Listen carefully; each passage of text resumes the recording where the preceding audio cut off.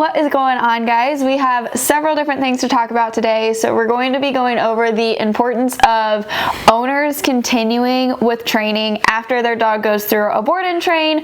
We're going to talk about kind of our vetting process on making sure an owner understands this and is willing to do this, but also the vetting process that the owner should have for potential trainers to make sure that they're going to continue to invest in their dog and them as the owner after the training. Okay, so most training companies offer lessons and board and train. So we just want to talk about the difference really quick on how ours are structured. This isn't going to be the case for every training company, but we find this is how most of them run. So with our lessons, we meet with the owners about once a week for however many weeks, typically it's 4, and teach them how to teach their dog. That is our main goal for the lessons. We work with the dog some, but it's primarily working with the owners, and it's the owner's responsibility to make sure the dog gets their commands more solid and practices and kind of makes everything more concrete. With our board and trains, we do all the initial upfront work with the dog. We teach it all of their obedience. We add in the distractions. We make it more solid. And then at the very end, then we teach the owners how to continue on with the training. So a lot of times we find that clients will bring up the board and train package and think that it's kind of like a magic wand where they drop off a dog a lot of times that has no manners, is not very solid on obedience, very minimal knowledge of basic commands, and then at the end they want a well-trained dog and they expect it to just be that way for the rest of that dog's life with minimal effort. It's just not really the case.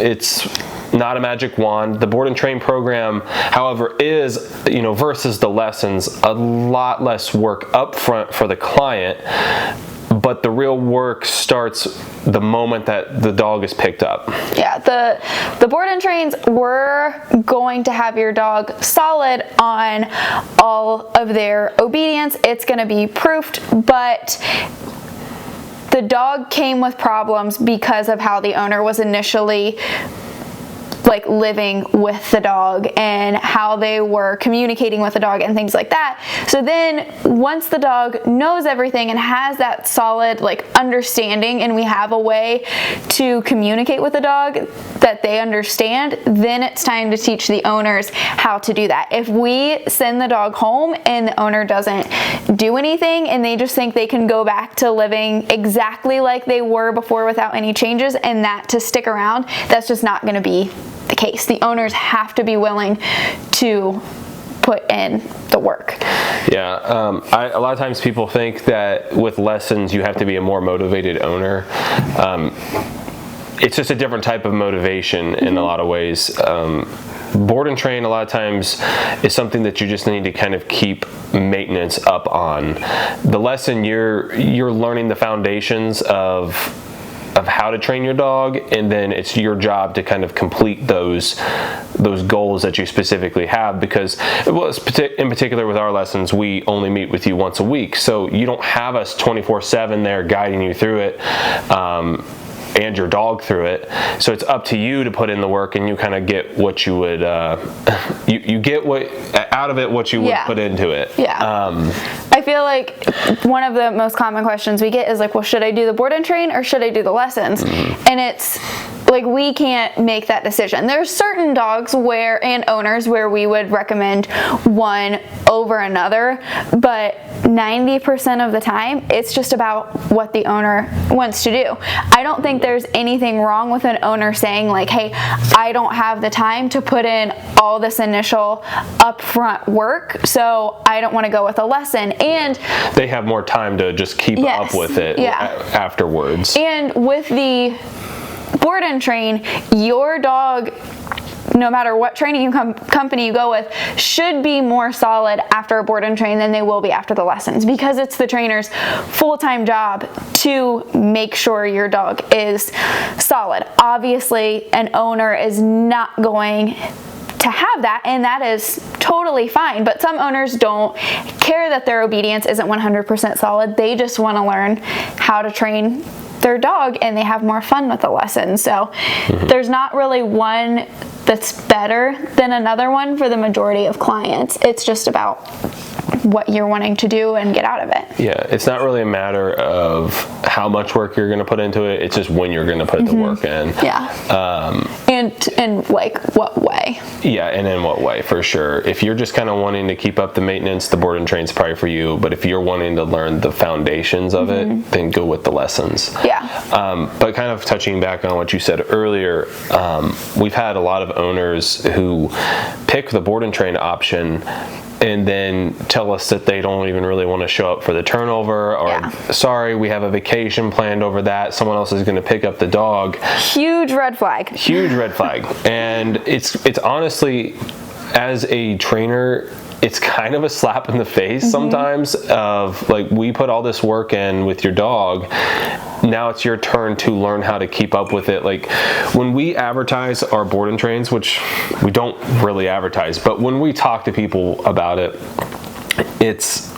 we are trying to be up front as much as possible, just saying, hey, this isn't that magic wand that you think it is. Your dog's going to be really smart and know all these commands by the end.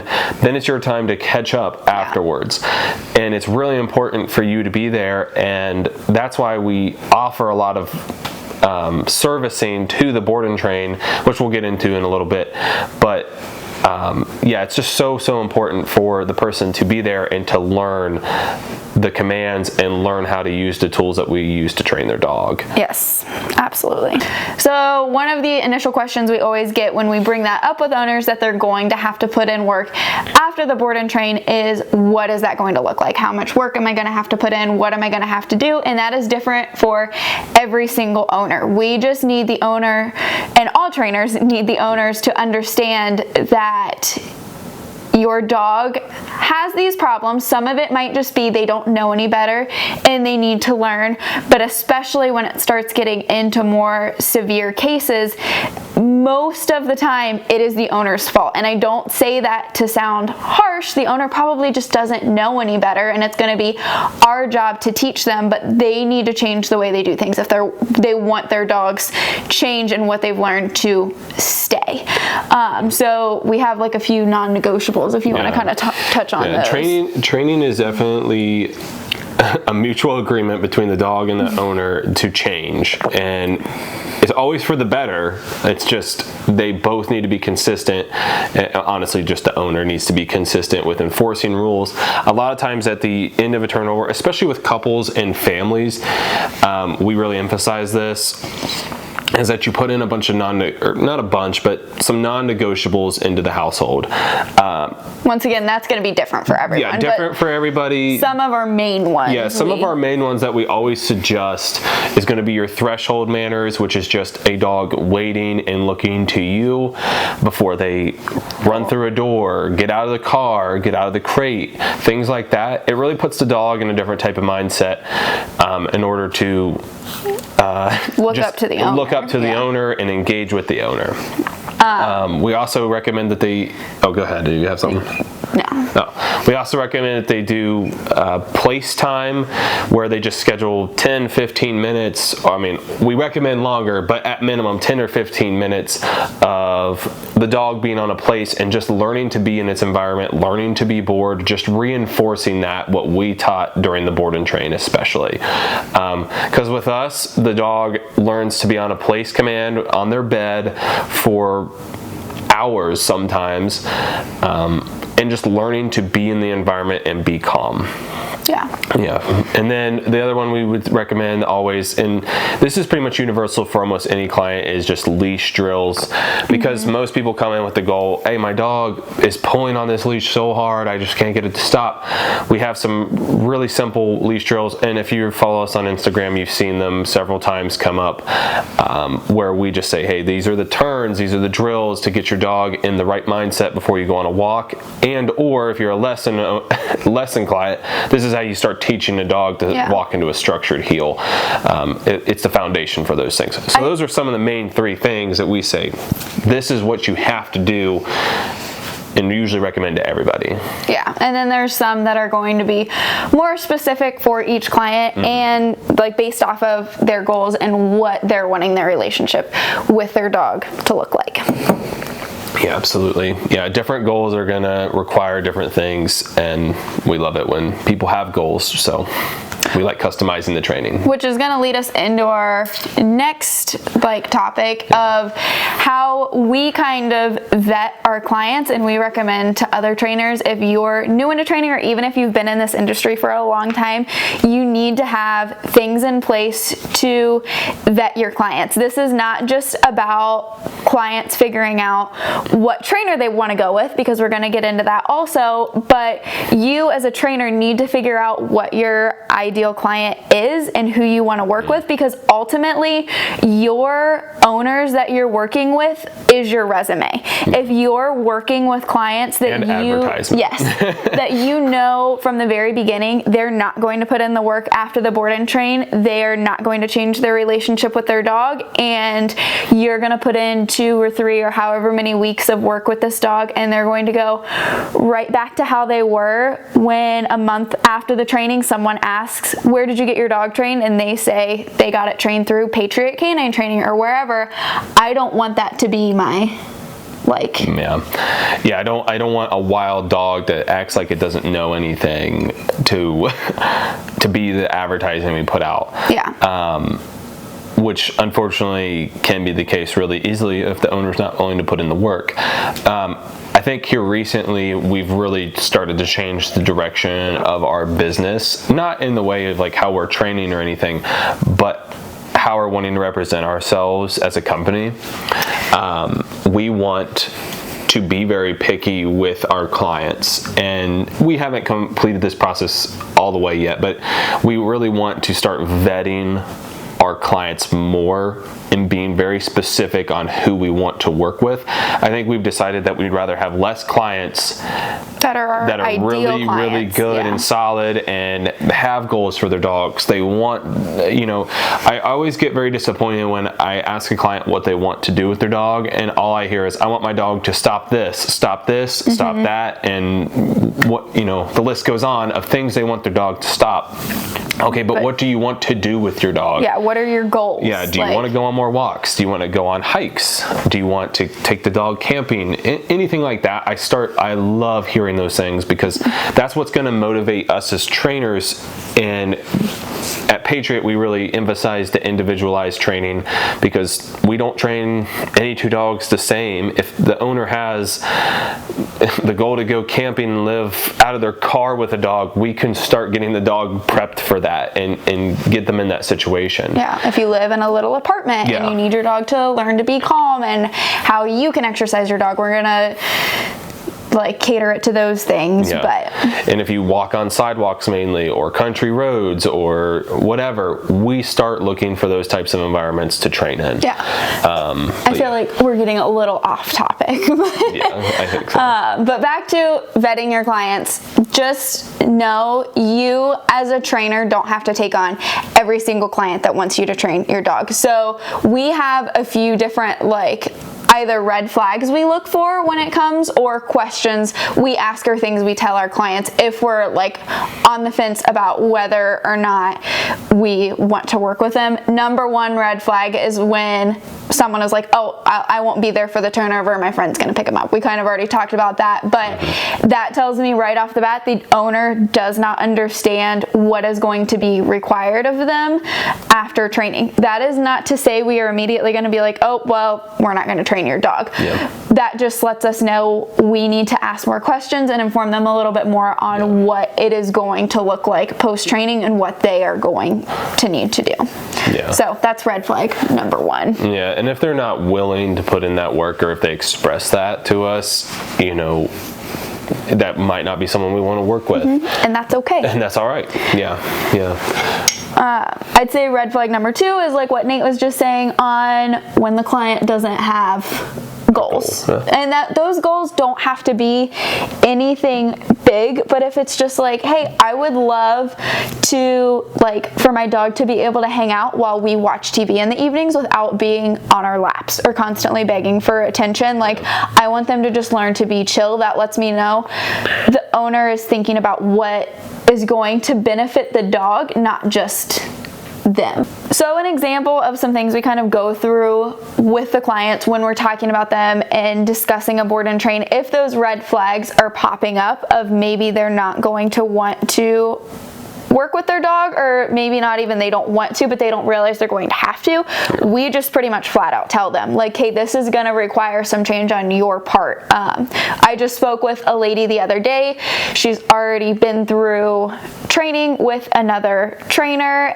She was very upfront in saying, like, I didn't continue with a lot of the things the dog learned, but this lady had spent thousands of dollars on training and her dog was no better than when it initially went through the training.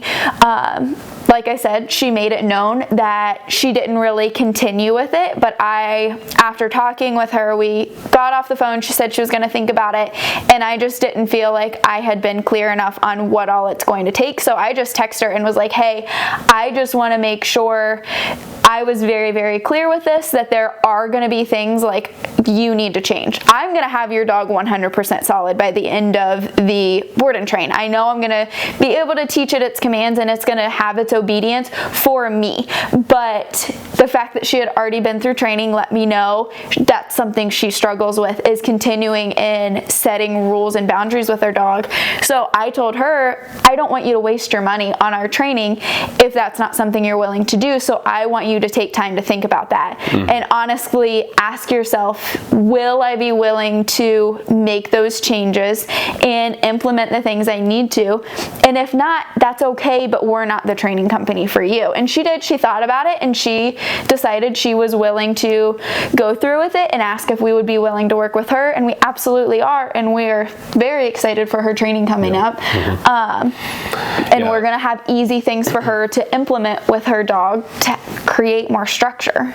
So if you're a trainer out there, come up with your own like red flags of things to watch out for as you're talking with a client, and come up with your own questions you want to ask them and things you want to make sure they know to work with you. Those aren't going to be the same as ours. You have to have your own in this, and just remember it's okay to say no, like that you don't think that client is going to be your ideal client, so you don't want to work with them, because like we said, ultimately they are your advertising and your resume. Okay, so we just talked about trainers vetting clients. Now let's talk about the flip side of that, where clients should be vetting their trainers, and some Super questions important that you should be asking the trainer to make sure that it's a right fit for you.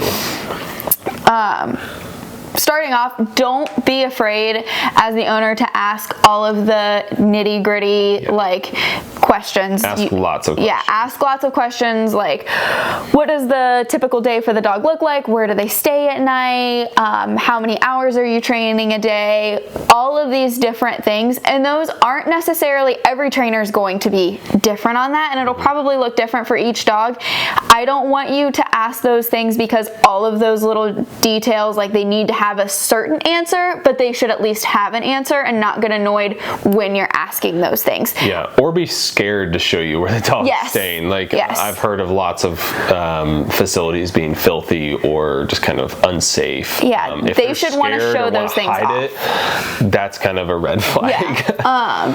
Yeah, so just don't be afraid to ask all those questions. And on the trainer's perspective, it can like be a little exhausting to answer all of those sometimes just because we're answering them so often, but I'm never annoyed by it because that lets me know the client cares. I would much rather a client have these questions and care enough to ask them than to just be like, I don't really care, take my dog for 2-3 weeks and it'll be trained by the time I pick it up. There's a lot to it. So just starting off, don't be afraid to ask all of the things. You're paying a lot of money, more than likely. If it's a good trainer, you're paying a lot of money for the training. Ask those questions. It's your right to do so. Definitely ask, what does post-training look like? Absolutely. Your trainer should have a solid answer for you if they're just kind of like, oh, well, it just kind of depends. It might, like, we'll run through the commands, I'll kind of show you the stuff, and then you can, like, be on your way. It should be, like, a minimum of a couple hours. There's a lot of information they should be giving you at the end of training, and that should never, ever be rushed. Exactly, yeah. Your dog went through 2 to 3 weeks of coaching and knows a lot of things, and more than likely it's a new training method. Considering, like, if you brought your dog to a trainer, it was for a problem, so they fixed the problem with their method, so you got to learn that method. And because if you don't, your dog's gonna go back. Yeah, exactly. And that's not generally a quick process. That's something that's going to require practice and probably a couple weeks to at least get the fundamental understanding down really solid. There's a very fine line between, like, we have a lot to share with the owners at the end of training, but we also can't overwhelm them with information, because if we share all of the stuff their dog has learned and everything they need to know, they're not going to remember it. So also ask, like, do I get something to take home post-training to learn about? And things like that is super, super helpful. And if you don't do that as a trainer, maybe consider adding that a send-home sheet. Something where they can read and get at least a little bit, an outline of the basics at the very minimum. And something we also offer as well from Patriot Canine Training is we service the board and trains and lessons a little bit, but more so focused on the board and trains. We'll offer free follow-ups, free refreshers for the life of the dog, just making sure that the training is sticking throughout the life of the dog. And, you know, 6 months down the road, you forget how to do something, or you haven't used a certain skill very much, and your dog's showing some confusion or struggle with it, more than likely you are too. So we're there willing to help. We can set up a time, whatever we need to do. So ask if your trainer, do you offer post-training follow-ups? They might have some kind of charge for that. We personally don't, because like we said, there's so much information we need to give the owners, so we can't expect them to learn everything just in the turnover period. So ask if they offer something post-training, like some sort of follow-up, and ask, what does that look like? For us, we do a free lesson afterwards. We don't redo a board and train, because if the dog is struggling with something and we know, like, hey, it was really, really easy to teach your dog to heel, and now they're pulling on the leash, that's something the owner is doing wrong. So we need to work specifically with the owner so they don't struggle with that again in 6 months. We need to teach them how to do that. So we prefer to do lessons afterwards.